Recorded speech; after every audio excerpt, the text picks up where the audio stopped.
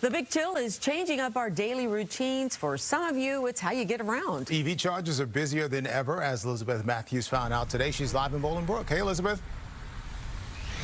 Yeah, hey guys, and I will say that, yesterday we were outside for multiple live shots. The sun is shining. It is kind of a different looking day, but boy, that wind.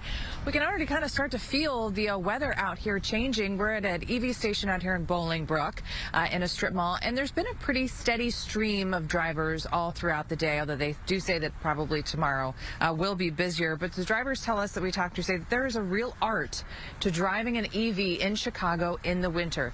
Take a look. You may remember video from last year around the same time, mid-January, brutally cold temperatures, and there were cars that were stranded, EV cars that were stranded. They were dying due to poor battery performance, frigid temperatures.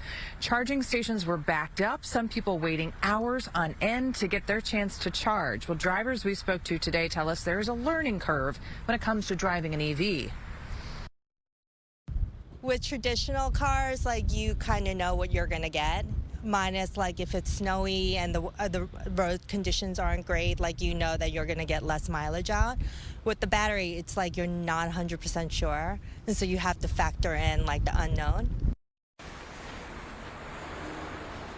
Julie says she's got a trip planned for downstate on Sunday. She's already preparing for that, kind of recalculating her mileage and where she'll have to stop for a recharge. Many drivers at the suburban charging station today told us when it's really cold outside, like what we're expecting this weekend and into next week, they will get about half the mileage and will have to constantly watch their battery life. Drivers told us that having an EV in Chicago isn't easy, but it does make it better if you only really have to drive short distances. And if you have a home charger, perhaps that also helps. You're not relying on these. When it gets really cold, do make sure that you watch your battery life and do hit up one of these charging stations. But we'll warn you, just like last year, there may be a lot of cars also kind of doing the same. So you may want to take that into account when you're planning out your day come Sunday, Monday, Tuesday into next week. Reporting live from Bolingbrook, Elizabeth Matthews, Fox 32 Chicago.